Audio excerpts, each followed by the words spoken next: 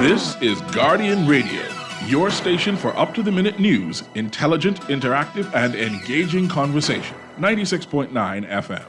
The views and opinions of the hosts and guests are their own and do not necessarily reflect the position of the management and staff of Guardian Network.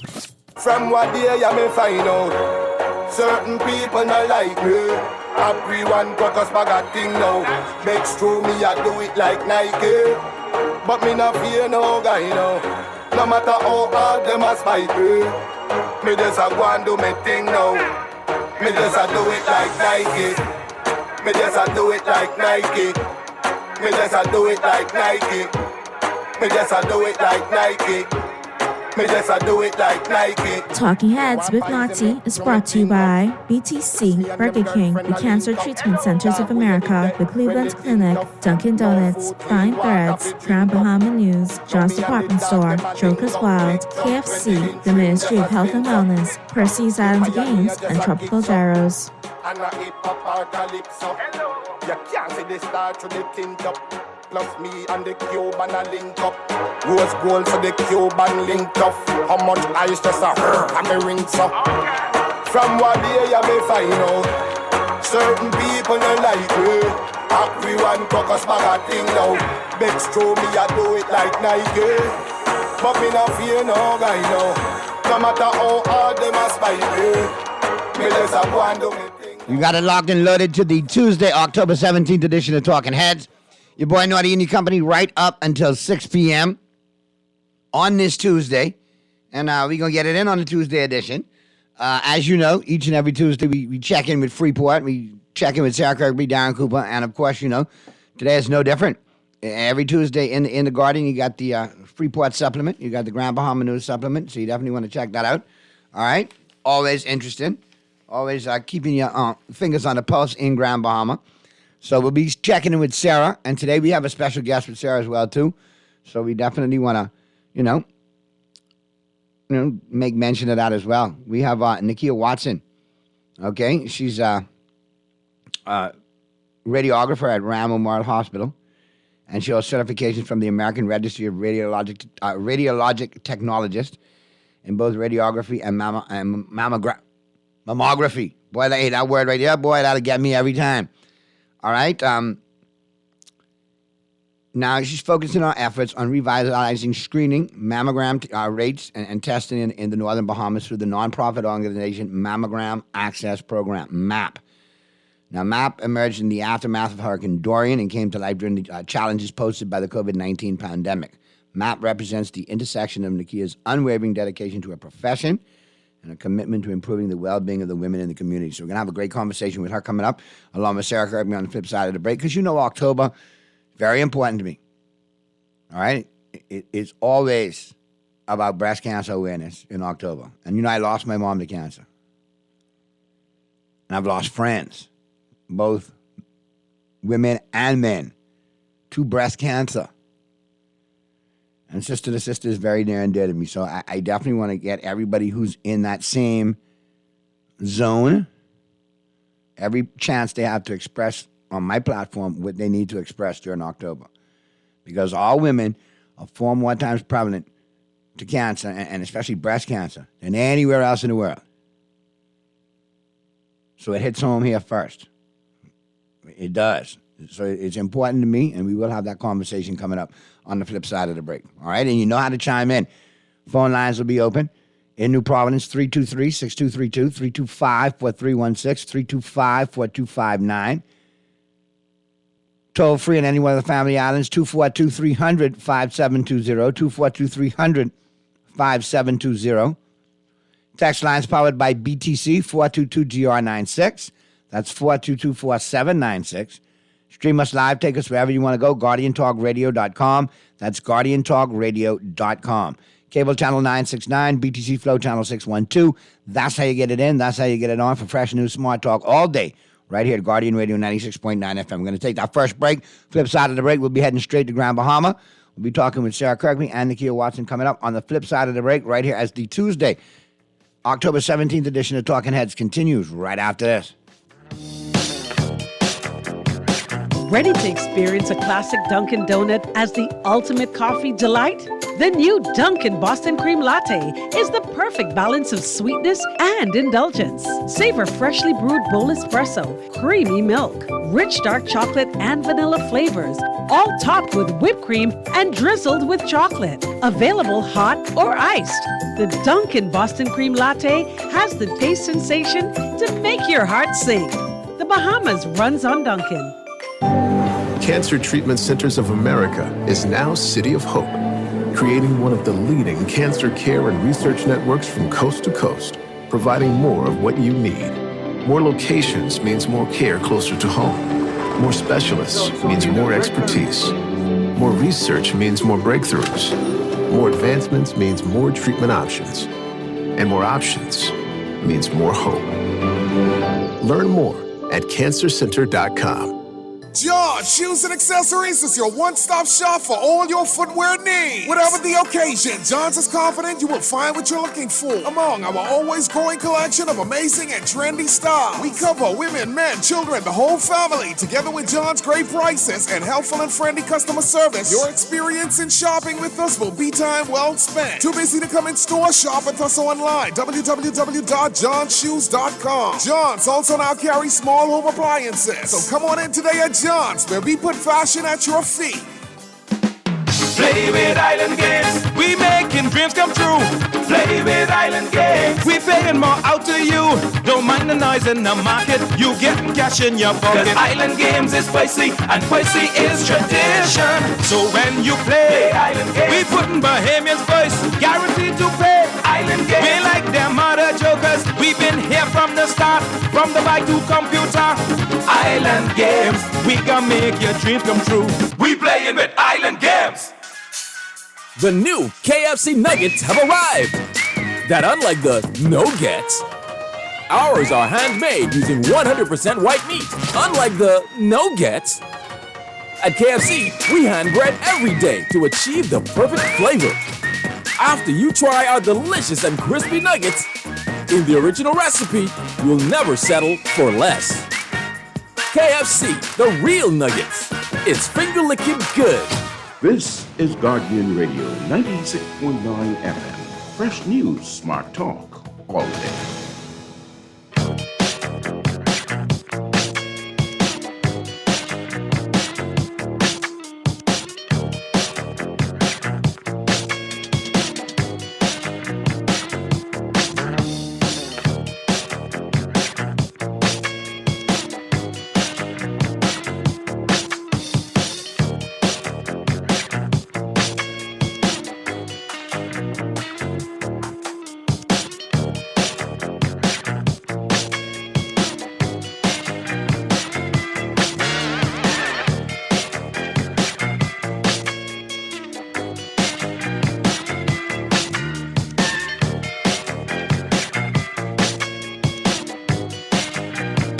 We're back at you on the Tuesday, October 17th edition of Talking Heads. We're going to go to Grand Bahama.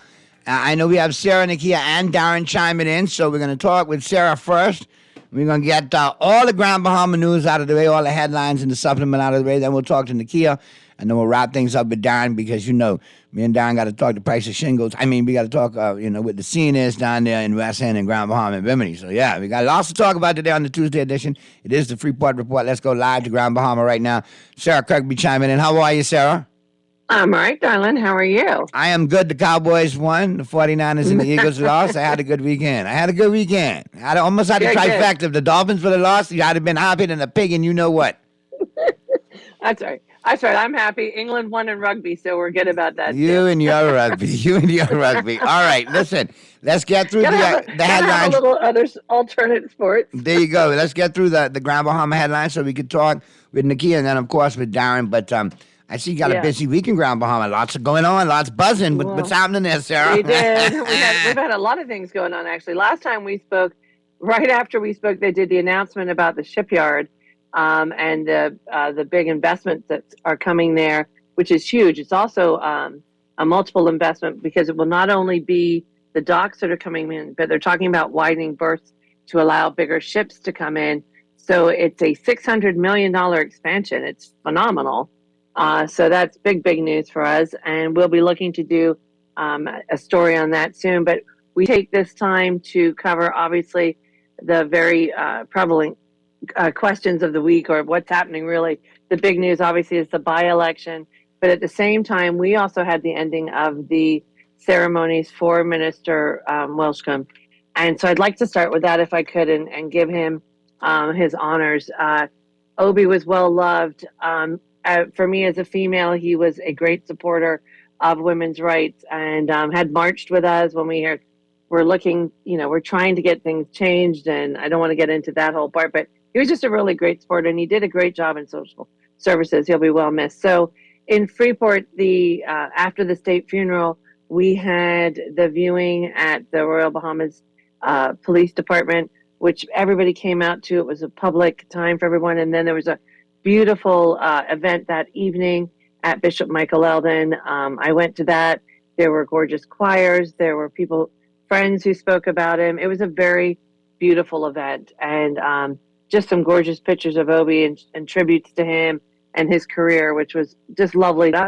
And then his actual service was on Saturday, and I was told that it was just a lovely event. What was even more fantastic, and I guess reminiscent of, I always think of the royal family and Diana with this, that when he left, they left the church, there was a parade that went all the way down to West End, and it actually closed all the in at both roads. And so it was a two-way drive down to West End. There were people lining the roads, which is really lovely for a man who really has spent most of his career in politics. So that was really great. And I'm sure it was a hard week for the family, but they were all there, and it was just attended by so many people. So that was a big part. And if you don't mind, I'd also like to also give note, there were unfortunately 4 people buried on the weekend, and one of them was Natalie Martinborough, who worked with Obi. And Natalie from media, she was phenomenal. And that was a hard one. I went to her service, and Natalie was just a really well-respected journalist. You never knew her political persuasion. She was just a very strong, ethical lady in media, and she was a big loss. And it was a beautiful turnout for her, and a very hard day for ZNS Northern Service. But let me tell you, they did an amazing job. And Ricardo Lightbourne and Shoshana Roll gave beautiful tributes to her, including the member of the opposition and members of the Progressive Liberal Party, as well as former politicians as well, like Frederick McAlpine, which he was super on her, I have to admit. Bit biased on him. So that was that. And then we've also got some other news, which obviously you and Darren will talk about. That will be the by-election. Oh, so God. Everybody kind of knows what's happening there. Yes, but yeah, so I know you have a lot on that. Let's talk to our guest, though, Nakia. I mean, because I think it's important what you guys are doing as well. You always bring awareness to many causes for women and take many stances for women and women's rights, and that's why I respect you crazily. But today we have somebody who's doing something, and I'm glad that you got her on the show. We have Miss Nakia Watson, and I'll let you give a brief rundown, and then we'll bring Nakia on. Right. Well, so I met Nakia through her promotion of mammograms, and I thought what was really amazing for me is during COVID and Dorian, obviously that was just something you didn't think about, getting your mammograms and getting tested, because you were so busy rebuilding your house and you were trying to get through everything. And so she's really worked hard to make a great case and cause for women to have the testing and reminding people to do it fun ways, and they've got a great competition going on. So I'll let Nakia talk about it, but I thank her also for coming out and reminding women to get tested. Well, welcome to the show, Nakia. How are you? Thank you. I'm great. Well, let us know all about MAP. I see you're doing big things with MAP and mammograms and testing and so on and so forth. And it is so important that our women stay aware and obviously, do the right things and take the right steps along the way. And I appreciate, what you're doing, considering your vast history and experience in the field. I think somebody like you to lead the way with an organization like MAP is absolutely awesome. So I commend you for what you're doing, and please let us know all about it. Okay, great. Yeah. Well, Mammogram Access Program started publicly right in the middle of the COVID-19 pandemic. I really love what I do. I do love what I do. And you really can't get into this unless you have a real passion for it. My job is to remind women, encourage women, educate women to get their mammograms done, do it on a consistent basis, even in the midst of challenges like a pandemic, like a Dorian. So that's my job. It's not an easy job. I'm trying to revive the screening rates here in the Northern Bahamas. We're not Grand Bahama centric. We do reach out to the women in Abaco, and we're trying to have a big push to screen a lot of women in Abaco. We're calling our initiative Operation 500. For 2024, we want to screen 500 women, and 200 women out of that batch will be from Abaco. Don't know how we're going to do it, but I never know how we're going to do things. I just have to say what I want to do and watch things fall in place and work hard towards the goal. So years, and I see that now, like you say, you're reaching out to the Northern Bahamas because it's not just Grand Bahama centric. But something else I want to bring up, you mentioned women doing the testing, but men also need to do that testing as well, correct? Sure, but there's not a burden for men to do it every year. Correct. Usually you have a requisition from a doctor when you need to have a mammogram done for a man. So that burden is on a male patient. He has a requisition from the doctor. Come right on board. There you We'll go. help you out. No, because I've had some friends that were surprised and like, I got breast cancer. I was like, okay, do what I've you done need my to do. fair share of mammograms on men. There you go. I tell couples return the favor, help each other out. You know what I mean? Test each other, jump in the shower, soap up, and everybody help each other. Figure it out. Let's save the memories, you know? This would be such an easy thing to do if more people would get involved. Okay. Are there still a lot of stereotypes involved with this, Nakia, that prevent people from doing this so easily? Well, things that are preventing women from doing it easily. Time. A lot of women can't find the time to get off of work. The availability of mammogram appointments here on the island, that's an issue. I'm running up against a lot of issues with women who fall under NHI, and this is something I want to tackle as well. So I'm currently dealing with a case right now. There's a lady, she's getting food assistance, she's unemployed, she has an NHI doctor, but she has to pay the private price in order to get her mammogram done, which I don't think is fair because NHI doctor is being paid for by the government. So once she's being seen by an NHI doctor and he's in that position, I believe that she should be seen as a public patient. So why the private price? Right. If you go to my Facebook page, you will see the story of Miss Curleen Delancey. She is a pensioner. She ran against the same issue. She's on a fixed income.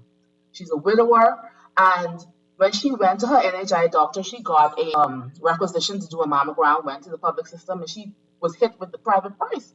And she couldn't afford it, and she was just not going to do it at all. And I said, no, you can't do that because as you get older, your risk for breast cancer increases. So we were able to step into that. But I really want to address that problem. At the very minimum, could we at least get the public price, which is cheaper? I'm trying my hardest to get that done, but I'm finding some real challenges. What about as far as corporate sponsorship? Have any corporate sponsors come on board? We've had a lot of corporate sponsors come on board. We've had, let's say, Food Soya has come on board with us. Rotary has been a big help for me, huge. I can't express how thankful I am to the Rotary for stepping in the way that they've done. But we have quite a few corporate sponsors that have helped with various screening initiatives. So that's how I get to screen women. I come out with a group. I identify a group. Let's say, for instance, the disabled group. When I decided I wanted to screen disabled women, I out, and Erin Brown Connect, she came right on board. And when she came on board, she was able to get persons like Coca-Cola to come on board. And we were able to really amalgamate our efforts to make sure that 50 women, disabled women in particular, were screened. Right. Now, how many are you continuing to obviously push for the screenings? But what about the ports? If women are up against breast cancer for their treatment, I know getting ports is sometimes an issue for Bahamian women. Well, we don't get involved in the ports. Our whole push and focus is diagnostics. Okay. we're right now we're diagnosing women on average at a stage 3, stage 4. Okay. All right. So if we fix diagnostics, then we're going to be able to screen women consistently and start detecting the cancers early. Earlier. So now when I have to send a lady or refer a lady to, let's say, a cancer society or a sister for ports, now we're dealing with someone who is at a earlier stage, and so you have less rounds of chemo, less medication, less time off from work, less trips to Nassau. And early detection is a key in any form of cancer. Correct. So my job is to get that average stage of diagnosis from a stage 3 to a stage 1. Once I'm doing that and I'm doing that effectively, then organizations like Cancer Society and Sister, they're spending less money because now they're having to mitigate a stage 1 as opposed to a stage 3 or stage 4. All right. Well, I want you to know I've got some texts coming in already. How can folks reach out to you? Well, we do have a website. It's MAP-Bahamas. There is a button there to donate. You can donate through the website. We do have a bra competition. Our bra is out there. It's only $5 a vote. That's all I'm asking for, $5. Coming in January, we will be launching our Angel Donor Program. And we're only asking for $5 a month consistently every month. That will allow us to have a cushion so that we can pay for operational costs. And when we have random women just coming into us, we have the monies there to screen. We're not waiting for an active campaign. Every time I do a campaign and I post videos online about what we did and the service, I always get residual requests. But I spent all the money in the campaign, so now is a struggle to get those requests that came after the campaign. But if we can get a certain amount of women, I'm trying to get 2,000 women to buy in, no women, just persons, 2,000 people to buy into this Angel Donor Program. That will give us $10,000 a month. So now any woman who expressed some kind of difficulty with getting a mammogram, we can assist them. If they need an ultrasound as a consequence of that mammogram, we can assist. If they need help with their biopsy, which we have done, if I can give the Cancer Society a lady that is a known positive case, now they can just attach and go straight to treatment. Straight to treatment. That's the goal. We want to identify who is positive. Everyone talks about the statistics. 1 in 8 women will be diagnosed with breast cancer in their lifetime. Well, guess what? I need to screen all 8 to find the 1. Well, all right. That's all I do. We're here to help, so I can screen the 8 and we can identify the 1. Well, you definitely have a platform. Expect to hear from you in December, so we can promote the Angel Donor Program in January, and then come back on in January so you can promote it again. We'll coordinate it with Sarah so you can get on those Tuesdays. All right. Wonderful. Because we definitely got to get the word out. Yeah. Before I log off, I do want to let the public know that we are having our signature fundraiser. It's called the Pink Lotus Affair. We have changed the venue from Blair House to the Garden of the Groves. That's where all flowers belong anyway, right? In the garden. So October 27th, the Pink Lotus Affair is now at the Garden of the Groves. All right. Well, we want to thank you for chiming in, Nikki, and all the best and continued, success with MAP. And I like the creative promotional things you're doing with the bra competition and the $5 Angel Donor Program. We're gonna get the word out for you. Definitely appreciate you chiming in. And like I always tell people, mi casa es tu casa. Consider yourself having a platform now to get your message out. All right. Hey, Naughty, before you let Nakiru go, Nakiru, you need to let them know, those who are listening from Nassau, how they also can donate. It's not just free the Cash App that they can donate on. Correct. Our sponsor is Canoe, and they have provided all of the groups. Canoe. My group, Cancer Society, and Sister, a payment processor, so you can just vote. Anyone, anywhere around the Bahamas, anywhere around the world, share the link and encourage your family and friends to vote. We need your votes. Got to big up Canoe, man. They're always doing big things. Very, very community-minded corporate sponsor, man. So I got to big them up each and every time. Props to Canoe for doing big things on this one, for sure. So we're gonna take a quick break. On the flip side of the break, me and Don will be talking. Don, what's good, man? Yeah. Boy, look like you got all kind of WWE type storylines playing out in Freeport, man. Boy, Naughty, it's hot. Boy, we can talk about it on the flip side of the break. We're going to take a quick break right now, and we'll continue the Grand Bahama Report right here on the Tuesday, October 17th edition of Talking Heads right after this. The new KFC Nuggets have arrived. That unlike the no-gets, ours are handmade using 100% white meat. Unlike the no-gets, at KFC, we hand bread every day to achieve the perfect flavor. After you try our delicious and crispy nuggets, in the original recipe, you'll never settle for less. KFC, the real nuggets. It's finger-licking good. We're in the world. Cleveland Clinic's world-class care is here for you. From Ohio to Florida to London, Cleveland Clinic treats thousands of patients every year. Ranked number 2 in the world by Newsweek, you can trust our caregivers to enhance your experience across each step of your treatment journey. For every care in the world, learn more at clevelandclinic.org/Caribbean. Refined style with elegant taste, then fine threads is your place. If you want those slacks hemmed or just taking the waist, then fine threads is your place. If you wanna look suave and debonair everywhere you go, like you're supposed to be in a video, wanna step out and look great, then fine threads is your place. Refined style with elegant taste, then fine threads is your place, is your place, is your place. The Grand Bahama News is available every Tuesday in the Nassau Guardian. Buy your local paper at Freeport convenience stores, Bakery, DeGregory's Fine Foods, and Bellevue Gifts.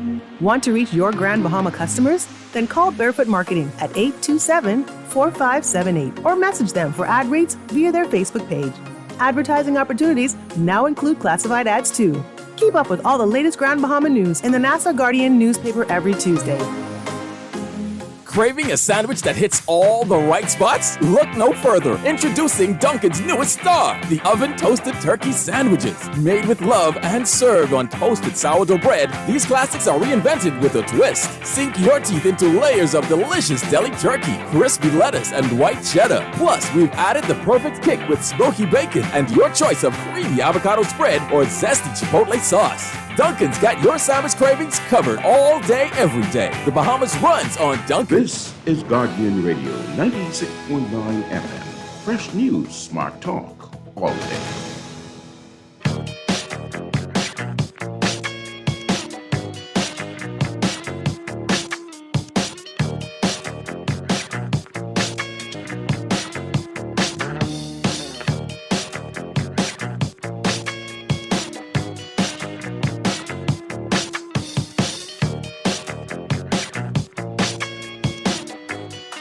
We are back at you on the Tuesday, October 17th edition of Talking Heads. Continuing the Grand Bahama Report. You know, it's Tuesday. You know, we got the Freeport Report for you. Darren Cooper with me now. Darren, what's going on in Grand Bahama, especially West End and Bimini? My God, lone fireworks. Well, Naughty, this is going to be the area to be watched in the days to come. As you are aware, I think the PLP got at least about 5 to 6 persons that They got 5 or 6 camps fighting internally for that position. I'll tell you that much right now. Well, 5 to 6 interested persons that are claiming to be PLP supporters, and I think it's about 5 that I'm aware of. And of course, the FNM has they have not officially named their candidate, say that they would have opened their portal to be able to allow persons in the party who might be interested in being able to also apply. There has been an announcement today of an independent candidate who ran in the last election as an independent candidate. So he announced today also to be vying for the seat. So indeed, the West End, West Grand Bahama, and that independent candidate announced what, today? Today, yeah, as an independent candidate, the Quan Spain, he ran in the last election. So you have Tennille Burris as an independent, Steen as independent, then you have no candidate yet from the PLP still trying to name one, none from the FNM still trying to name one, and then obviously Lion Lincoln from the COI. Well, yes, Lincoln has announced. I'm one of the surprised. things I want to know how long does it take for you to become a resident in Grand Bahama? Because I have family there, so I'm thinking if it doesn't take you long to become a resident, I need to come down for a weekend and. Not once you're Bahamian, you go to any family island and take up residency. I just wonder how the protocol goes. You know what I mean, Darren? Enlighten me, my brother. Point me in the right direction. You just can come. You don't need to have permanent residency. I love my mother-in-law to pieces. I can't just go down for a long weekend, kick it down there on the couch with mommy, and just say, "Look, I'm now a resident." And probably even offer to run in the by-election. My question is, I'm wondering if it's a BUY or a BYE election. I'm not sure. I think it's a little bit of both, Darren, to tell you the truth. Yeah. When you have some videos emanating from the 8 Mile Rock with the West End and Bimini constituency, telling prospective candidates to don't come empty-handed, bring something for the kitty. I mean, it's obvious. This could be a BY, a BUY, one or of the things BI. that concerns me as we watch, the potential candidates who are naming themselves, 80% of them that have been named or is interested in running, I would want them to be able to lay out their accomplishments over the years. What have they been able to significantly done in the West End and Bimini constituency or in Grand Bahama that has helped the community, that has helped Grand Bahama in some way, standing up for what is right, fighting for what you believe is injustice, and just being able to be that voice, feeding the hungry, going out and doing community initiatives. And those are some of the things that I continue to watch as I look at this upcoming election and look at the candidates. And so I think for me, if I had the ability or was one of those persons that could have voted in this by-election, I would look at the track record of the candidate and see what the accomplishments are. Now, I know that there are many who are starting the scandals of person's name. A few days ago, we would have seen something of the F&M candidate about him being divorced. Tell me which person in government has not been there. We have persons in government who are divorced, and my memory serves me well. I think the Prime Minister's on his second wife. Hold on, some been serving who never had a wife, nor chick, nor come on. And some of them who honey boo boo and all that. But at the end of the day, I think what is very important that the West Grand Bahama and Bimini constituency should look for, separate from the BUY portion of the election, they should look at proper representation of a candidate that can go into the halls of parliament to be able to get their issues and their concerns addressed, to be able to stand up for injustice, to be able to make sure, because West Grand Bahama and Bimini is in a serious state.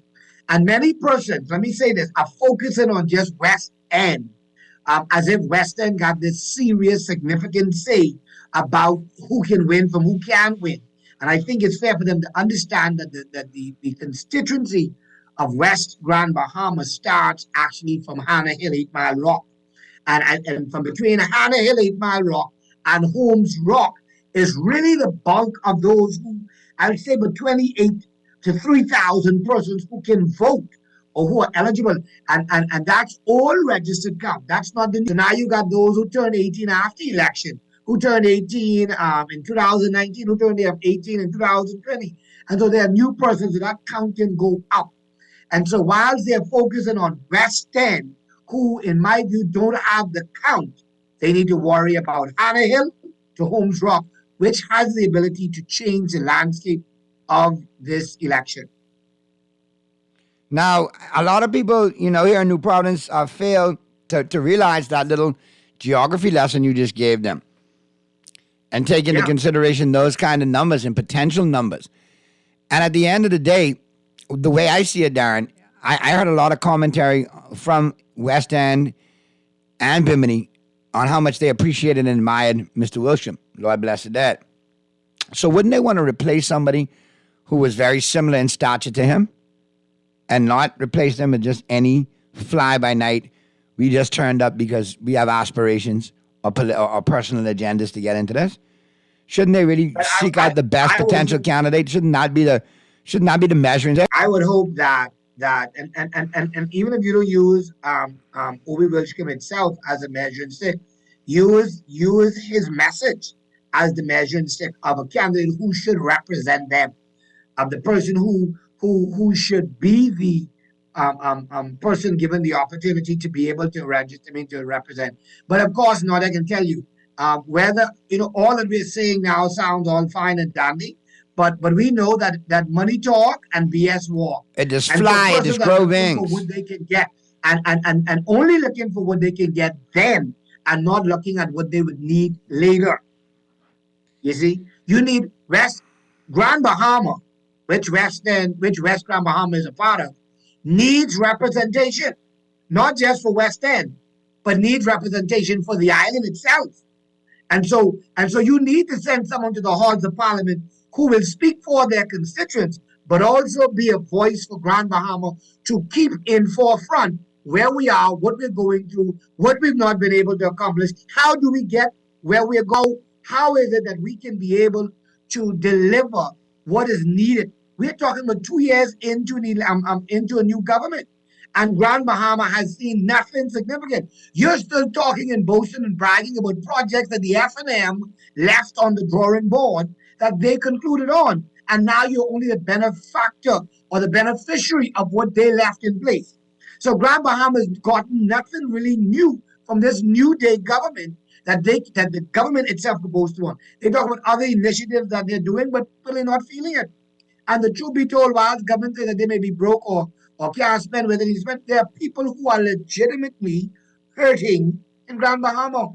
And that's why I feel that the candidate from West Grand Bahama needs to be a strong will person, the ability to get it done, a bulldog, and being able to not worry about the faces that they got to go up against, and understand that we need another voice who's going to speak truth to power and stand for what is right for Grand Bahama. Speaking of Grand Bahama, I got some text coming in. Naughty if Shane and wins, he will run for leader of the PLP and then next convention. The top brass of the PLP don't want Shane in there. He's a problem for them. You been hearing anything along those lines there, Darren? I've been hearing a lot of that. I've heard, but I was in Nassau yesterday and had the opportunity to speak with known PLP generals, and during the conversation, they were expressing their concerns about Shane Gibson. I don't know other than what I see in the media domain of Shane Gibson, and I don't know the gentleman, and I'm not the one to. I try not to be so judgmental in going by other people's issues.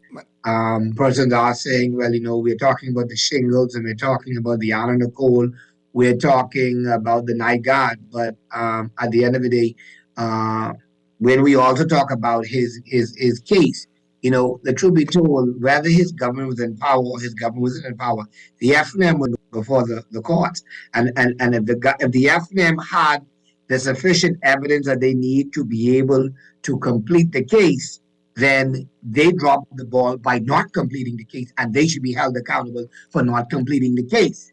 And so if his government came into power and decide, which I don't believe was the matter, because I don't think the courts, as relates to magistrates, play when it comes to what they do. That's my view. I've sat on the bench with juvenile panel. I've worked around them. I think they take this thing a little serious.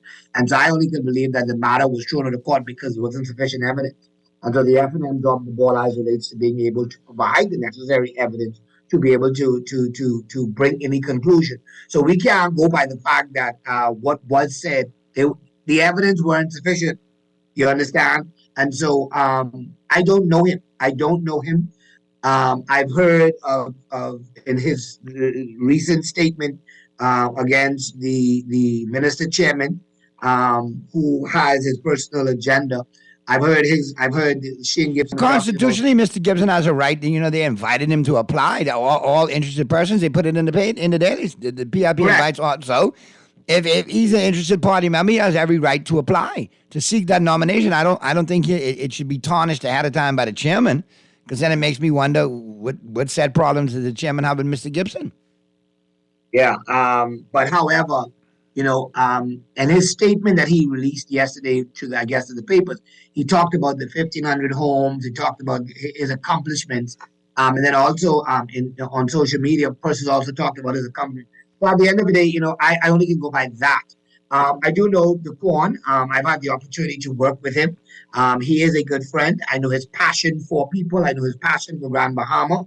And I also do know Bishop Ricardo Grant for many years. And I know his passion for the things of the church, and over his years, 37 years of ministry.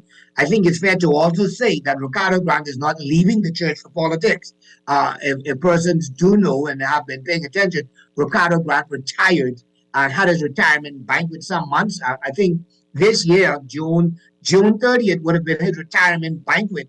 And so he was actually making preparation for transitioning into politics. And that I believe, has been because he felt his time in taking the church to the next level and being that young leader that they may need. Let me find someone else. And as we see the Bishop Neil Ellis and we see the Helen McPhee, transition into younger leadership, who they believe can take the ministry where they need to go. But I don't think it's fair for the statement to be made that he's leaving the church to enter frontline politics. He has already had his retirement banquet, his retirement service. He was in transition.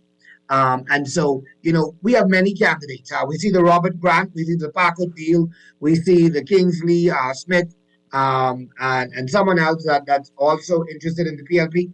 At the end of the day, I would hope that the West Grand Bahama would look at the track records of all those candidates. Look at what they have the ability to do. And I hate to see people who desire politics only want to show their face when it's now time for an election. You understand? If you want, and I think the PLP would have been in a better position if these were working feverishly and would have made their request known of their desires. I want to run. I expect to run sometime in my life. I do believe, Naughty, that the person that I am, some part of my life, if it's now or later, I believe I would enter frontline politics. But I don't believe my time is now. But when the time comes, I would. You'll be ready because you've done your due diligence ahead of time. All right, we got a call to get to. Let's get to that call real quick, Don. Call at Talking Heads, Guardian Radio 96.9 FM. Make it quick because we got to get to the break. Hey, you ratchet jaw bucket mouth man. All right, Sparky, what's going on? What you got for Freeport? Now, let me tell you something. You already got to really get right down to the facts of the matter and check the history of Grand Bahama. Naughty, I sometimes I want to grab you and meet you in one bar one day when we could just sit down and drink some of them ground. You scaring me, man. You scaring me. You lost me. You want to grab me and drag me to a bar. That sounds a little weird. But anyway, go ahead.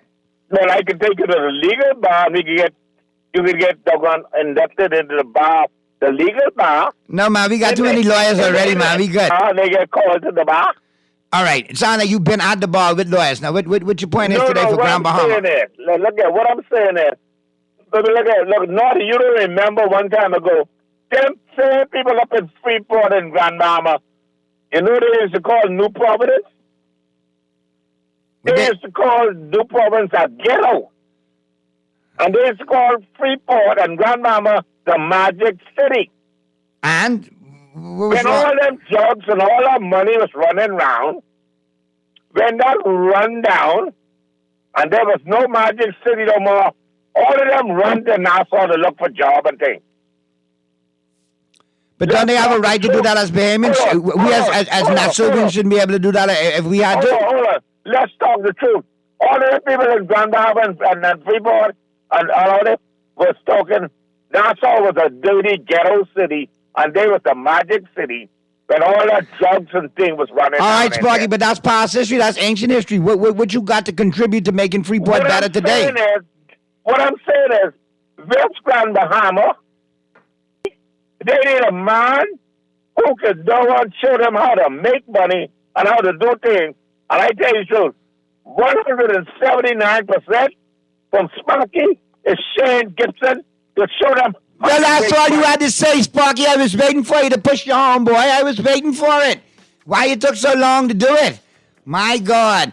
All right, we're going to get to the break. Flip side of the break, we'll wrap things up with Don. Can you wrap it up in the 5 o'clock hour with me, Darren? Sure. Because I got a couple of texts here we need to address, and then we get to Pearlie and we'll talk sports. All right, that's all coming up on the flip side of the break as the Tuesday, October 17th edition of Talking Heads continues right after this.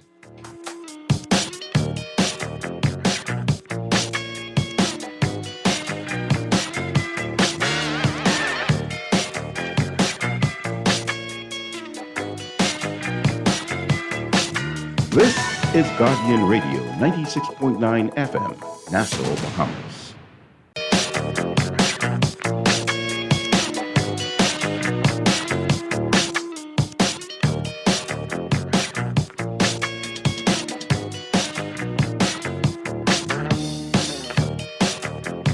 Talking Heads with Naughty is brought to you by BTC, Burger King, the Cancer Treatment Centers of America, the Cleveland Clinic, Dunkin' Donuts, Fine Threads, Grand Bahama News, John's Department Store, Joker's Wild, KFC, the Ministry of Health and Wellness, Percy's Island Games, and Tropical Gyros.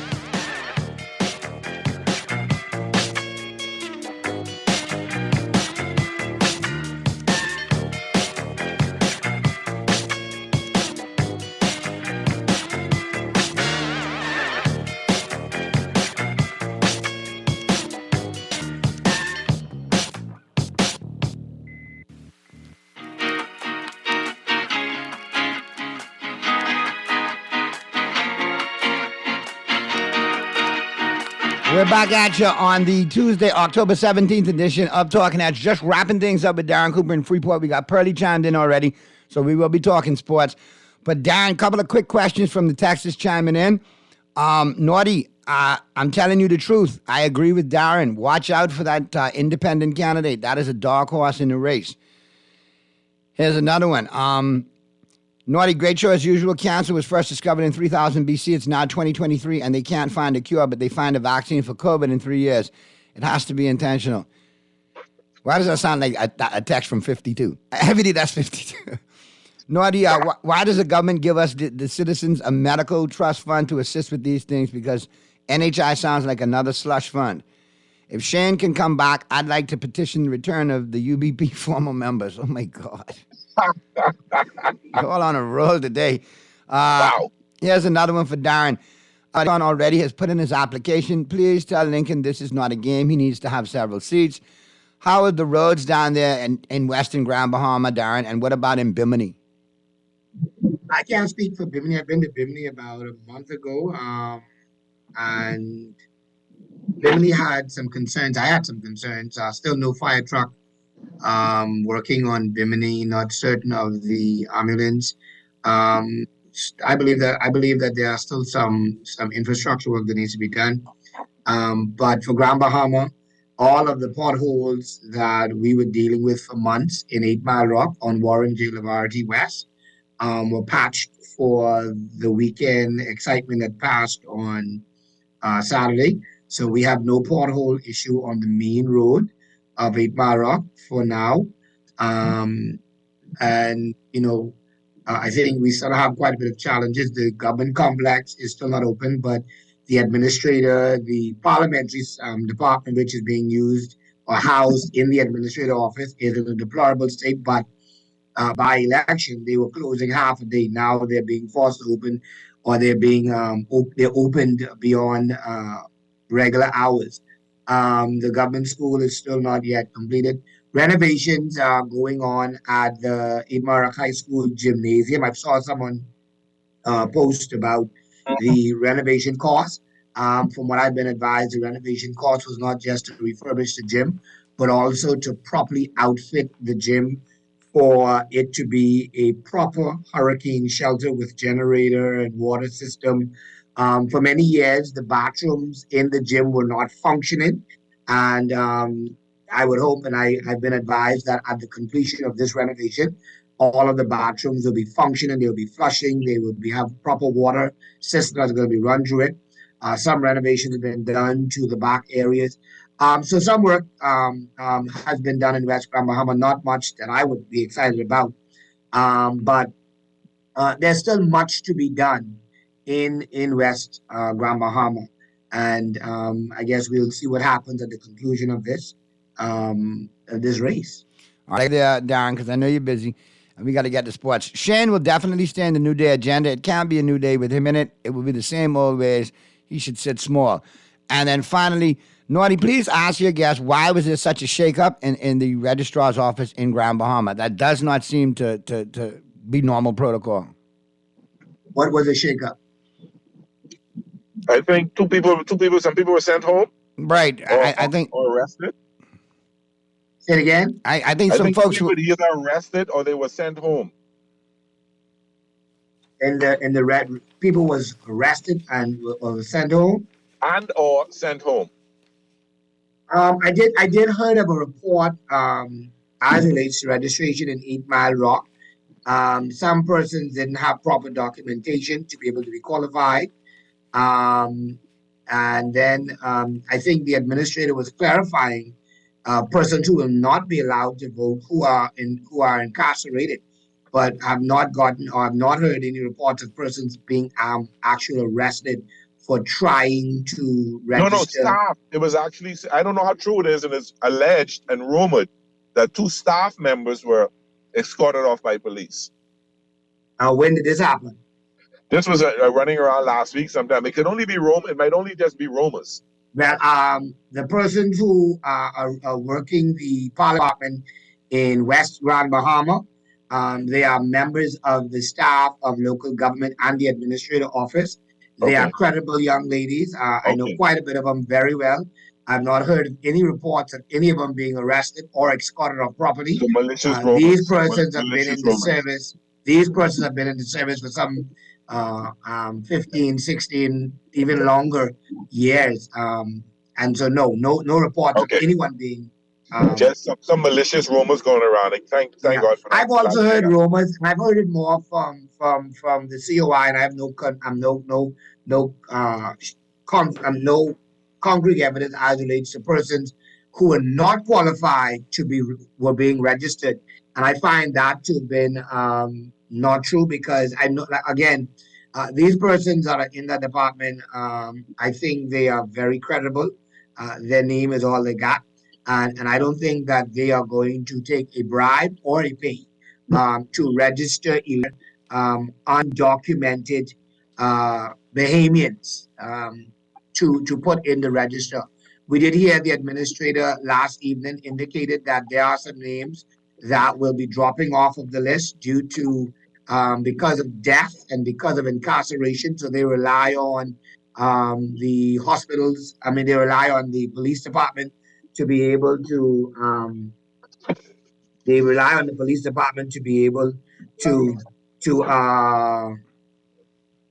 provide proper data information. The funeral homes to provide proper information of death of persons, that the register will be cleaned up and will be ready for the upcoming election. He explained that when the election date is set, those that registered on the date of the announcement will not be allowed to be on the register. They'll go into the register after the election, but those that will register the day before will be placed on the register to be able to be eligible to vote. And so I'm not keeping up with a lot of what has been going on. I was a little involved in preparation of the burial of the former member of parliament, and that took some time, and so I really wasn't. But in my communication and who I was or I'm speaking with in that area, nothing of those other things that arrested, escorted off property was brought to my attention or to my knowledge. All right. Well, thanks for clarifying that, Darren, and thanks for chiming in as always. I appreciate you being so candid. Just a clarity, I'm being advised that I think what is being as relates to the 2 persons being escorted off property would not have been in 8 Mile Rock.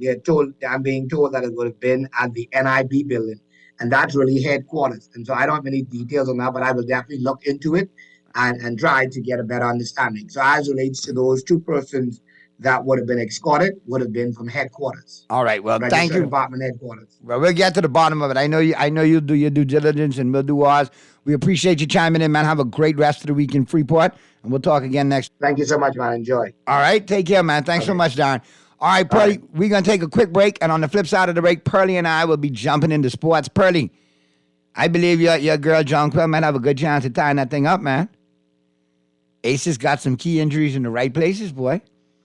And as usual, Pearly is all over the mute button. So we'll take a quick break, flip side of the break. Pearly will be off the mute button, and we'll be talking sports as the Tuesday. Don't make me feel bad, man. Don't make me feel bad. I pressed the mute button by mistake. Why you sound American? You've been watching Stephen A. again, eh? Hey, at least the good thing about this show, you ain't got to put on makeup like Listen here, you ain't got to put on makeup like Shannon did, boy. You see that makeup job they put on Shannon yesterday? Skip. Boy, he looked like Wesley Snipes into Wong Fu with Love from Judy Newmar. You remember that movie? Oh Lord Jesus, my mommy and my honey, I can see him now watching that.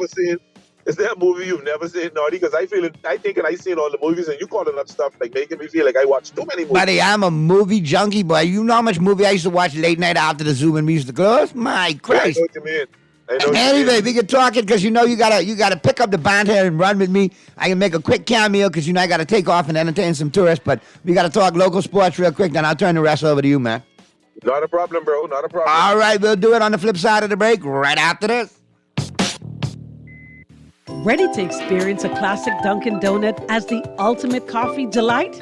The new Dunkin' Boston Cream Latte is the perfectness and indulgence. Savor freshly brewed bowl espresso, creamy milk, rich dark chocolate and vanilla flavors, all topped with whipped cream and drizzled with chocolate. Available hot or iced.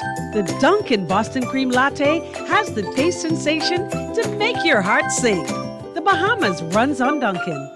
John Shoes and Accessories is your one-stop shop for all your footwear needs. Whatever the occasion, John's is confident you will find what you're looking for among our always growing collection of amazing and trendy styles. We cover women, men, children, the whole family, together with John's great prices and helpful and friendly customer service. Your experience in shopping with us will be time well spent. Too busy to come in store? Shop with us online, www.johnshoes.com. John's also now carries small home appliances, so come on in today at John's, where we Play with Island Games, we making dreams come true.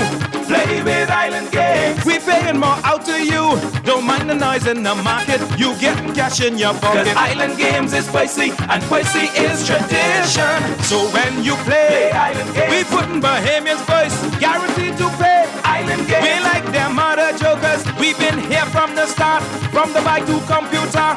Island Games, we gonna make your dreams come true. We playing with Island Games. This is Guardian Radio 96.9 FM. Fresh news, smart talk, all day.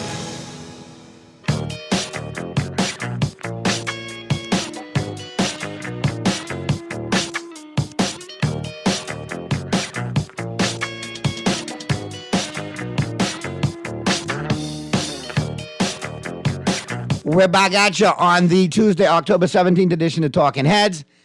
Yours truly, Naughty in your company momentarily. Pearly's going to take you the rest of the way. But Pearly, man, we got to talk that local scene, man.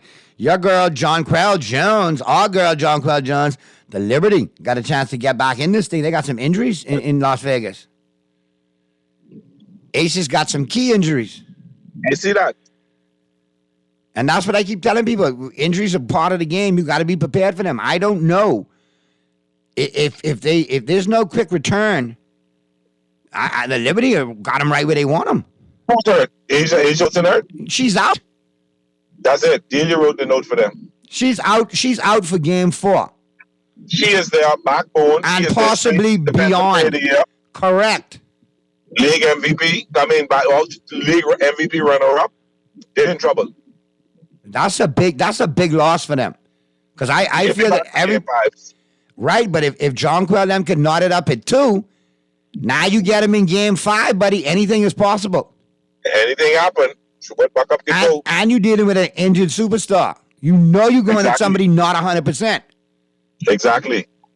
So that kind of, boy, there's a lot to be seen there, Pearly. There's a lot to be seen there. I'm excited about it. I think I predicted that we'll be back for Game 5, so that's going to happen. I think that this may go right down to the wire. I think at the end of the day, we get 5 games out of this. It's going to go down to the wire. It's going to go down to and I think they'll have the closest game they're going to have is Game 5. Because every win that the Liberty has had, every win the Aces have had has been in double figures. They've blown each other out. There's not been any close games with them. So, but I feel that the championship game, which will be Game 5, will be a close game. Listen, Pearly, I think if the Liberty get it right, or when they play next in a tight game, And I think Game 5, they smell blood in the water, and that's where the blowout comes. Even with a healthy, with Asia Wilson in the lineup, I would say healthy. But I think I have my predictions. You have your predictions. Time will tell. We will see. I think the Aces definitely want to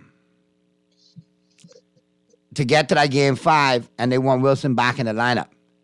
I think the Aces want to end that tonight. So it don't be a Game 5 because they scared anything can happen in Game 5. Yeah, but at the end of the day, what you have to look at is the momentum shift. And they're playing on emotion now. They lost a big superstar right there. Yeah, that's hard. That's tough. You see? So at the end of the day... I've seen some other teams who've lost superstars and some other teams barely beat them. Other than that, I know. Correct. But at the end of the day... He missed that one. That was right over his head. Yeah, I was trying to line something up, man. I got people texting me right now. Yes, I'm going to cover this gig in short order. And yeah, you got that one by me. I was looking fastball. You threw slider. It's all good. Okay. Struck you out. No, I still got one more hit. I still one more at bat. I mean, I'm still at the plate. I still got pitches to see. But look for a changeup. You ain't gonna get it, but look for it. You can get a changeup in a minute when I exit stage left. Listen, I can never hit the fastball. You give me a changeup, I put that over the wall. Oh yeah, that high fastball killed me. Changeup, I waiting on that. I think my fastball that's.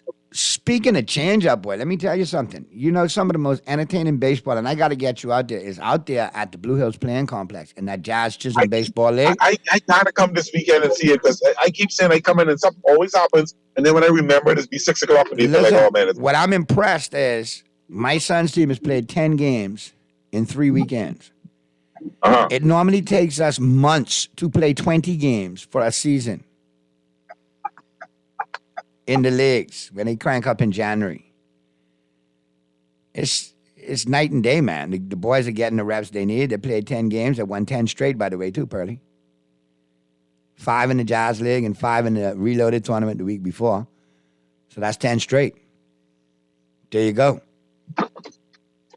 That's no easy feat. And they peeled off. I didn't hear you for about a minute. They peeled off 10 in a row, Pearly. It takes us, like a month in the league to play 20 games for a season. A couple months to play 20 games for a season in certain leagues. And in this league, we played 10 games in 2.5 weekends. I don't understand that. It's all scheduling, Well, it was obviously when we played 5 league games, 5 tournament games. They've won all 10. They've won 10 straight.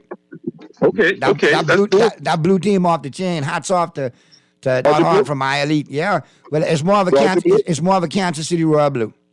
Dodger Blue? It's a Kansas City Royal Blue. Okay. It's a Toronto Blue Jay Blue. Okay. Not a Dodger Blue, sorry. Because that Dodger Blue does leave you blue and they disappoint you in the playoffs like they did you. Well, you going quiet or no? You going quiet? No, right over his head. That's right over his head. No, actually, the neighbors were having a discussion that I didn't want to hear it over the air. Oh, they was talking about the Dolphins again, eh? No, they were talking about something else. It ain't be the Dolphins. Different kind of fish, eh? Okay, but yeah.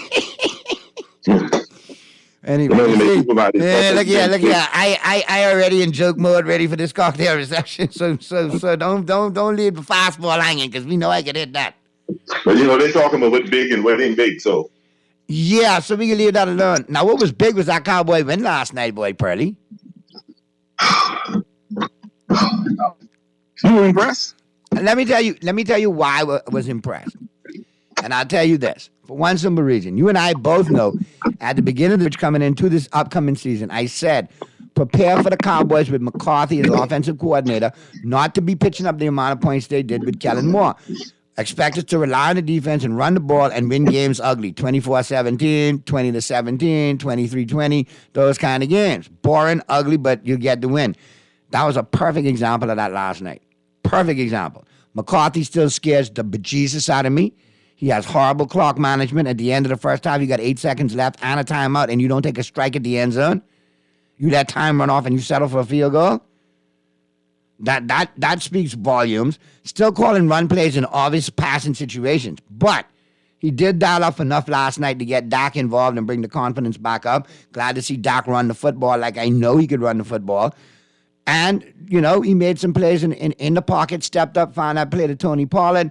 found CeeDee Lamb, had no turnovers, defense played solid. So take it. It's a road win. It is what it is. Keep it moving. We go into the bye at 4-2. I'll take it.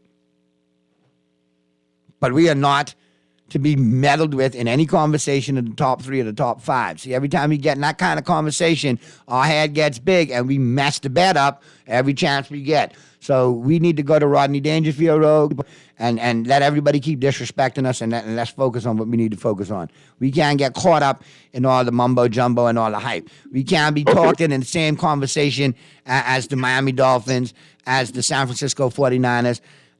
Those two. The Philadelphia Eagles, look here, bring it on out of the break. We could punch them in the mouth. It's a division rival. We beat them last year when they were a better team, and we could beat them this year twice because they're a crappy team this year, and they've been exposed. But you know, man, the minute I see Stephen A. Smith top 5, I cuss him stink today. Got the Dolphins at number 3. Yeah. But you were right. You were right on who's number 1. And who's number 1? The Detroit Lions, right? He's got Detroit. This is you know this is his top 5. At number 4, you got the Eagles. At number 3, the Chiefs. At number 5, the Eagles. At number 4, the Chiefs. At number 3, the Dolphins. At number 2, the 49ers. And his number 1 team is Detroit. Well, that's Stephen Edge. We got Colin Cowherd giving you in-depth top 10, taking us home for the final 10 today, okay, bud? Okay. But I'll tell you, Stephen A., didn't I tell you Stephen A. in all of his, Ringling Brother Barnum Bailey, P.T. Barnum spectacular was going to come with that. It's clickbait. Yeah. Instantly, when every Miami Dolphin fan saw that today, everybody was sudging. Everybody was sudging in the groups. Oh, the insult. Oh, the disrespect. Oh, But he says it's a fluid. So when we beat Philadelphia this week, and they help Dallas, put Dallas back in contention for the division. No, guess what? Let me show you something. Burley. From y'all beat Philadelphia, because I picking y'all to beat Philly. They could be 4-2. And guess who they got to play coming off the bye rested? Who's 4-2? And who will punch them right square in the mouth because they's a division rival. So you will owe me a Philly cheesesteak. Yes, sir. I will gladly pay that. We'll go to Green Park and we'll make it happen. We'll go to Naughty Johnny's. We'll make it happen. We'll do it. We'll make it happen. Okay. Naughty Johnny's. That's where we're going. We're going to Naughty Johnny's. Sound like a plan. Now, y'all better not have got key injuries, but y'all have been so overloaded. One thing I like about McDaniel, in the beginning of the year, I was like, oh, wait a minute. He re-signed Jeff Wilson. He re-signed Mostert. He re-signed Savion Ahmed. They let Gaskin go. Now they drafted Devin Achane. Why did they do that? The running room was full, even though I called you right away and said y'all got the steal of the draft in Devin Achane until he got injured. Yeah. And boy, I tell you, now I see why. Achane down, Mostert steps in, like y'all don't miss a beat. But the next good step Waddle sits out for a week with a concussion. Barrios steps up out of nowhere. I mean, y'all playing ball. Guess who's practicing? Guess who's in practice? Jalen Ramsey. I had a schedule from the knee injury. I had a schedule from the knee injury. Yep. So, listen, I ain't trying to play with y'all. Like I said, my Cowboys leave us in our corner. Don't really talk about us. Every time people talk about us, I had this get too big, it means buck our toe. Let us keep the shoulder to the wheel and keep on moving. With Miami now and say, oh, y'all didn't beat nobody, so we get a chip on our shoulder. All right, well, you can tell everybody but the chip on your shoulder that you're getting, because I got to make that exit, but I know you're going to take them the rest of the way as we get into who, of course, by Tropical Gyros. I know you're going to hit them up with your picks tonight. 3 college football games tonight, too, Pearly, to choose from. I see that. Case. Liberty again. Liberty's another one. Liberty could be not you use some money, man. I'm telling you. So keep an eye out on them. As long as they don't do me like the 49ers and the Eagles do me this weekend and cost me my parlay. I had 10 teams. I went big this time. It was looking so good. I was thinking about this Rolls Royce I can buy. And you ended up 9 out of 10 because somebody hit you at the buzzer with a Bubka shot with a bad beat. 8 out of 10. I had 8 because I lost Philly and I lost the 49ers. Nobody saw them coming, my brother. Nobody saw them coming. So I appreciate you taking it the rest of the way. I am heading over the bridge. All right, I got an early corporate cocktail party reception to deal with, and then we got Jokers tonight. So, but Jokers back in full swing, so you need to come on at your boy, you and your better half. We'll look at it this week. All right, funny people there, boy. Funny. So come on over and check it out. All right. That is a headliner this week. He is funny. Mike Head is hilarious, bro. And Cedar the comic, very funny Indian comedian, and very, very funny. Yeah, so come on over and get your laugh on. All right, Okay. so take it the rest of the way, Freddie. I tag you in. Take it the rest of the way, and we'll see you tomorrow right here on Talking Heads, Bahamas. Be good. And let's talk about Naughty don't want to talk about MLB baseball because, his Yankees ain't there. Even though my Dodgers aren't there, I'm still going to talk about them, at least about the games yesterday. So what I see happening is something very, very interesting. And I have to say it like that. Very, very interesting. The Texas Rangers are up 2-0 on the defending champion Houston Astros. The Rangers are playing the hottest baseball. They've won 6 in a row, all on the road. They're a wild card team, all on the road, and now they get to go home. They get to go home up 2-0 on the Houston Astros and looking for a sweep. I told everybody that the Arizona Diamondbacks World Series is when they beat my Dodgers. I told everybody that. Philadelphia beat them 5-3 yesterday. 2 big home runs. Bryce Harper is starting to play really hot baseball, and Bryce Harper hit us again, another home run yesterday. So I'm looking at this going to be a very interesting series. If you see Philadelphia take 2 at home and take 1 in Arizona, you can name that one over. So while the traditional teams that we like to watch, the Dodgers, the Yankees, Atlanta are not there, there's some good baseball going on. And I got to have a little bit of leaning and showing some love to Texas because, Corey Seager, my former shortstop, is there. So I'll praise him a little bit. And then anytime a rival of my team playing, I ain't never going to pull for the Diamondbacks. I ain't going to never pull for the Giants. Or I just ain't going to pull for the Padres. So any one of them there, whoever they playing, if they playing the Becks Bees from Nassau or the Schlitz Raiders from Nassau, I'm pulling for the other team. So I'm going with Philadelphia in that. They got my shortstop Trey Turner there too. So, and I always like Bryce Harper. I always wanted him to be a Dodger. I think he's one of those cool players. And so I'm excited about that. Baseball is good. I usually see me flipping between the game last night and trying to watch a little bit of exhibition basketball and then watching the Chargers and the Cowboys. Now, Naughty scaved over and basically talked about how good his Cowboys, but I was not impressed with that win. I think, and he did say credit due, they're going to have some games where it's going to be grind out. He's going to run, and McCarthy rather run the ball than air it out. He rather bear it down and then go over the top. I protected Dak a lot yesterday. Didn't give him anything heavy to do. Didn't give him anything heavy to throw. Anything like that. So I was.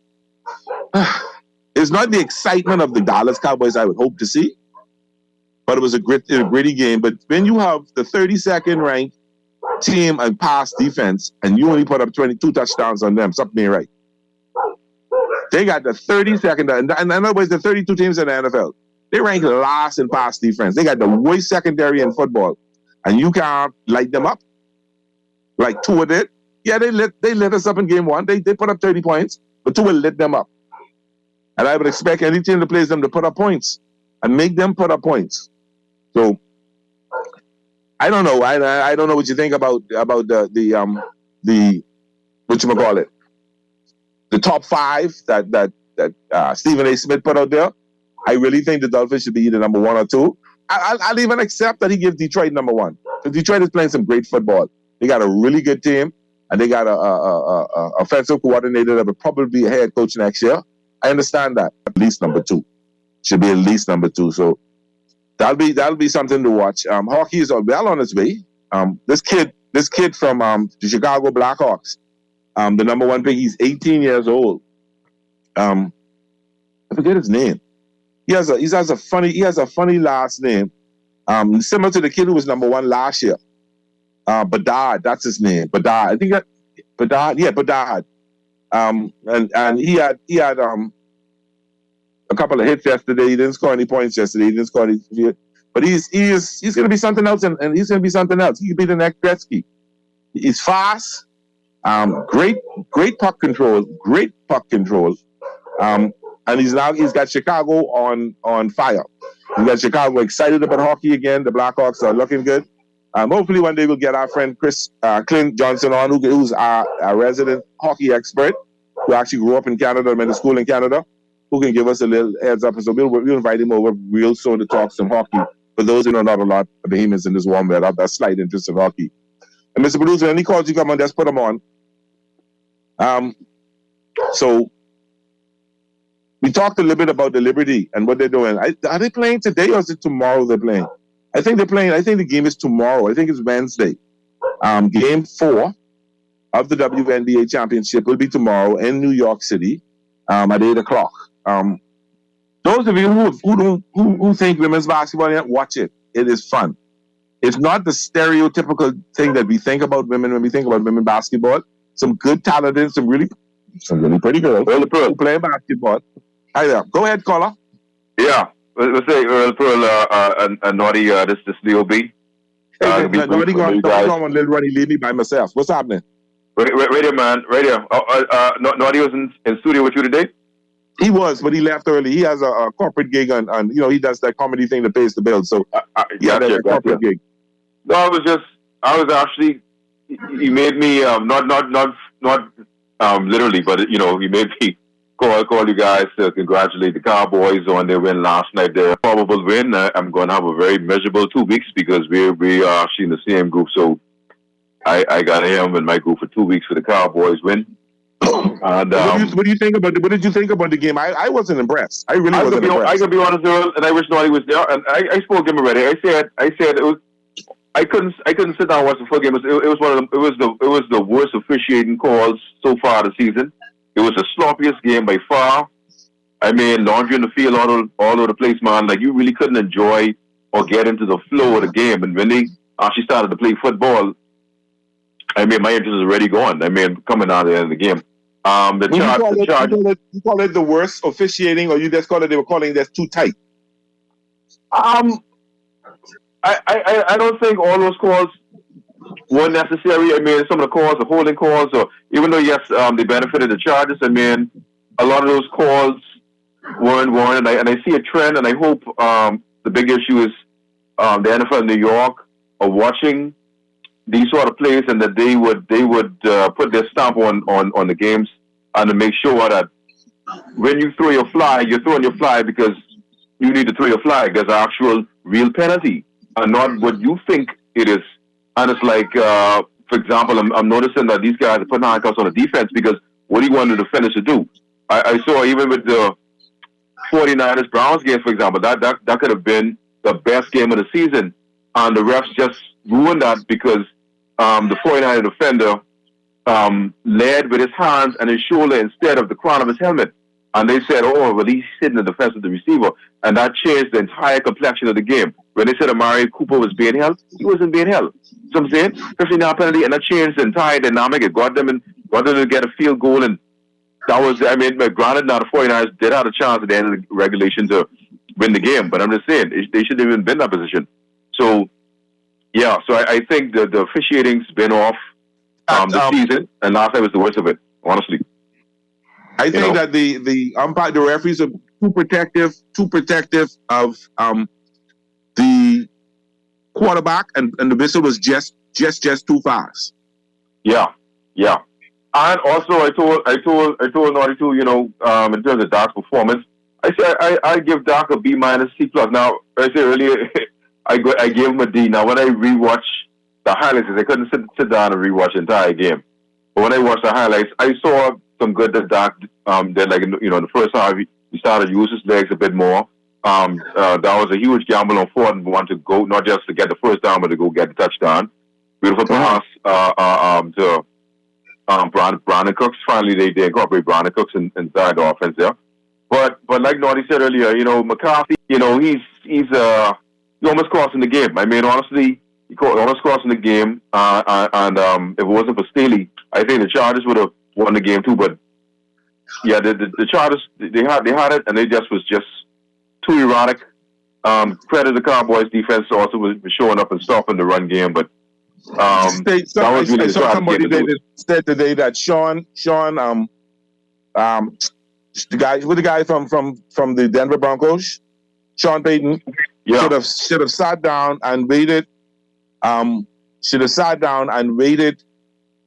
This year for the Chargers to fire Staley, because Staley is not the coach for the quarterback there. and the quarterback they don't fit, and Sean Payton would have been a better fit for them. I absolutely agree. I mean, Sean Payton is a brilliant offensive mind. You all seen what he did in New Orleans with Drew Brees. When he has a capable quarterback who can, just really distribute the ball and just take the mind off offense. And you got Justin Herbert there, 6'5", great arm and everything. But I can be honest with you, and again, just talking to my group about it because I will be hypocritical. I think people like Justin Herbert and Josh Allen, I think they're overrated. Maybe because of the ethnicity a bit there, but these guys haven't won at the highest level. And even going back to the last year's playoffs, we saw Justin Herbert with a almost 30-point lead over the Jaguars just choked. You know what I'm saying? Even if he led them to 2 more drives, they still could have won that game. But, he lost a game, and it's like psychologically, mentally, he hasn't recovered from that. I don't think. He's going through the motions and still getting touchdowns, but he's in that same Justin Herbert that we've seen couple seasons past. And even at the Josh Allen, I told someone, I said, look, Josh Allen had some great seasons, but I think that he's regressed since Daboll has gone on to New York. That was his quarterback's coach. And, he's going back to being erratic. Yeah, he slowed it down, in the last game that they played. He did some good things. But I think overall, Josh Allen hasn't really performed up to the expectation because everyone is kind of putting him in as elite status with Mahomes.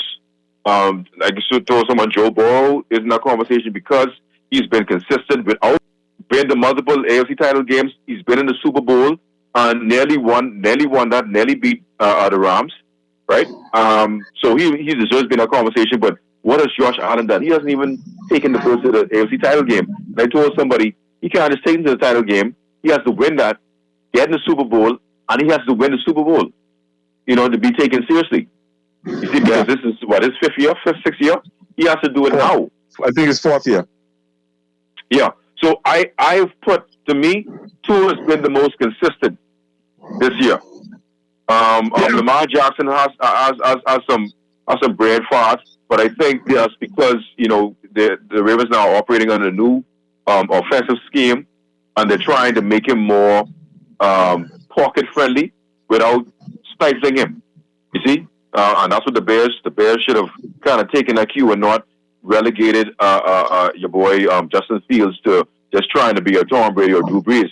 Let him do what he do, but to be able to just be a little bit more pocket friendly and go through the reads, and if nothing's there, then you do what you do best. But Tua's really been putting up the numbers. And my thing is, if the O-line now healthy, I see the Dolphins going far. I mean, great comeback by you guys, by the way, against the Panthers. They had you all down with 14 zip, somewhere around there.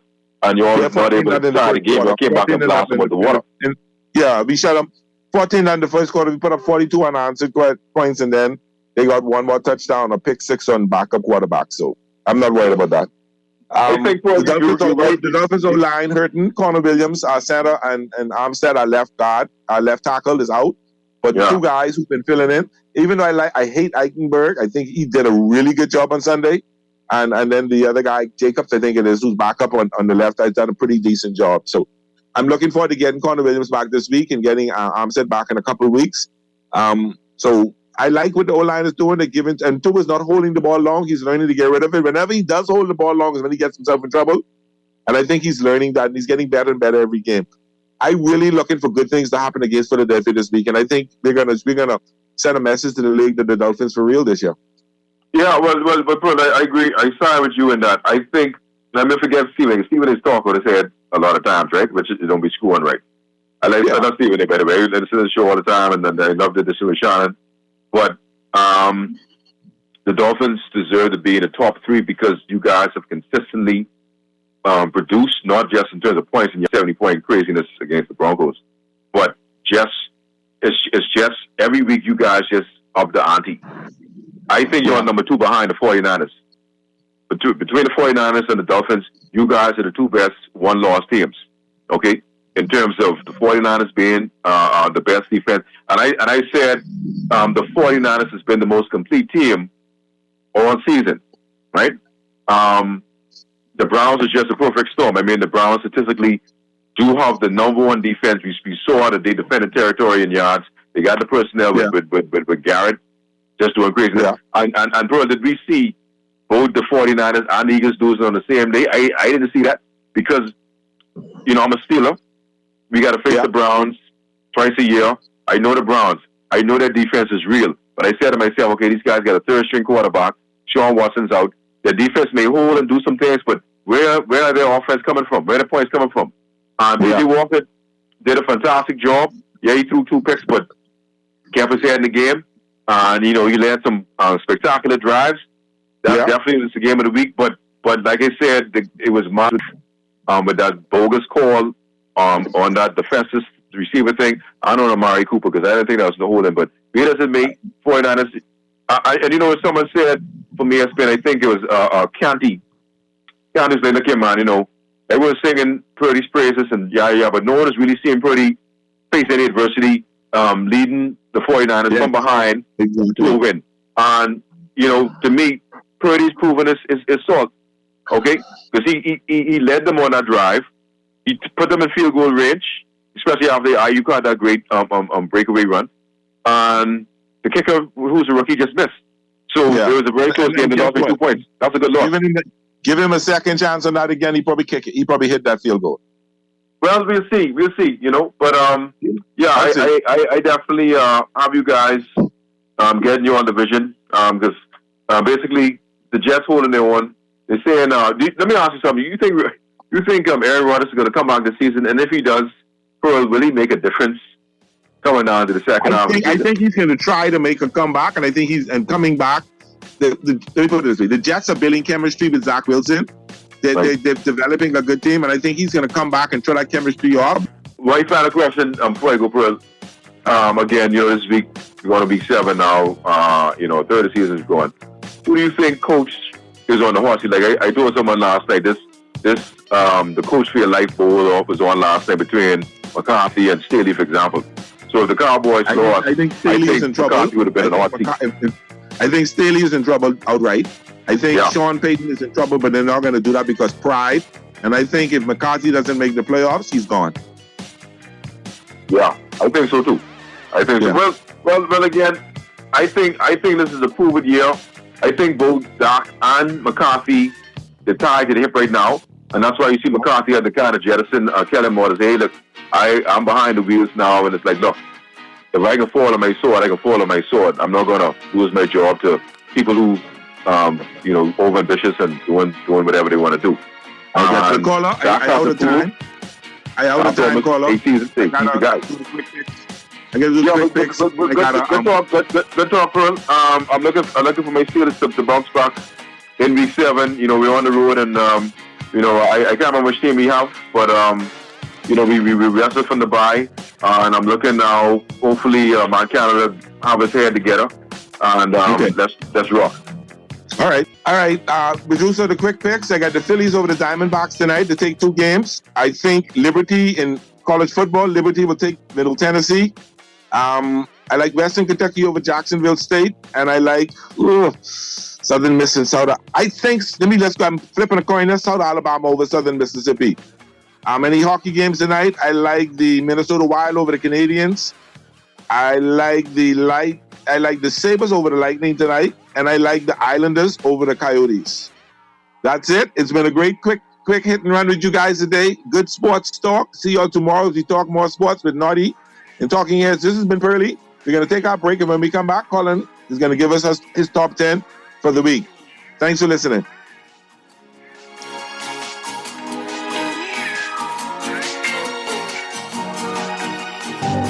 Cancer Treatment Centers of America is now City of Hope, creating one of the leading cancer care and research networks from coast to coast, providing more of what you need.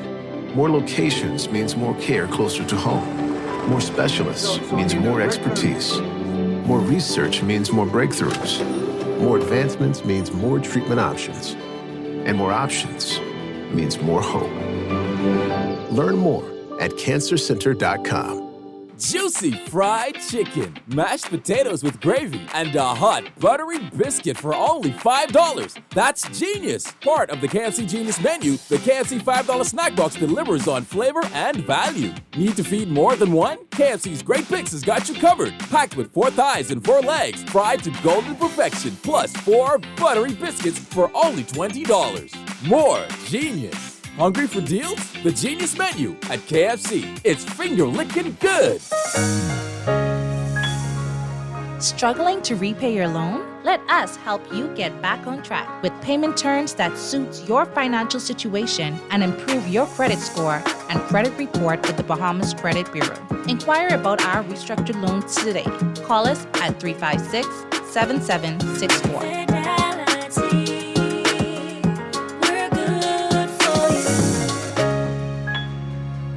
This is Guardian Radio 96.9 FM. Fresh news, smart talk, all day.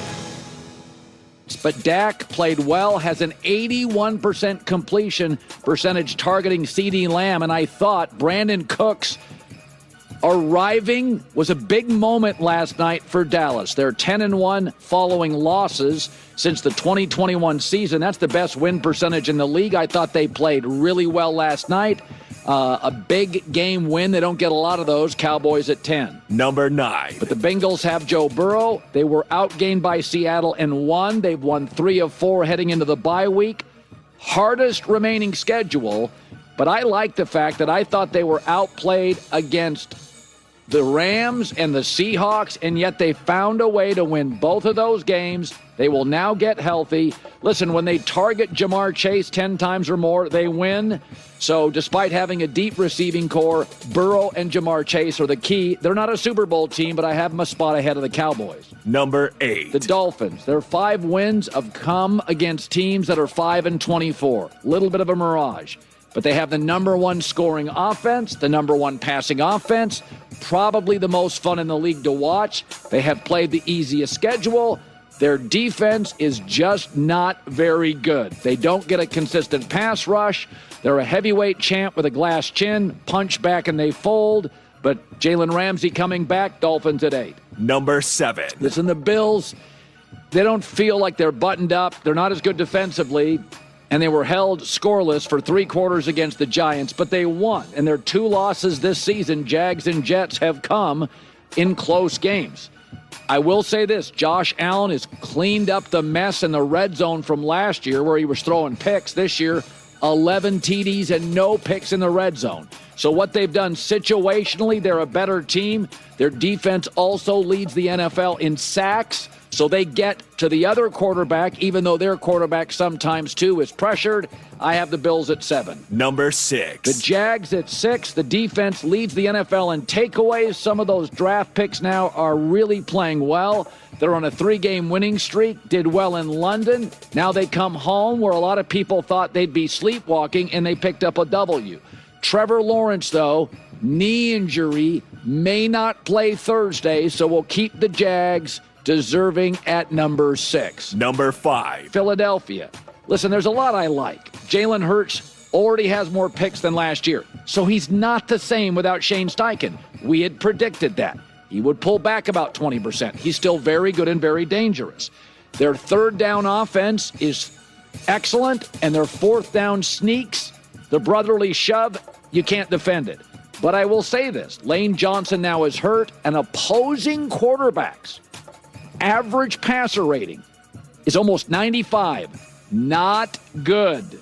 If you want to beat the Burrows, if you want to beat the Mahomes, opposing quarterbacks are having their way with this defense.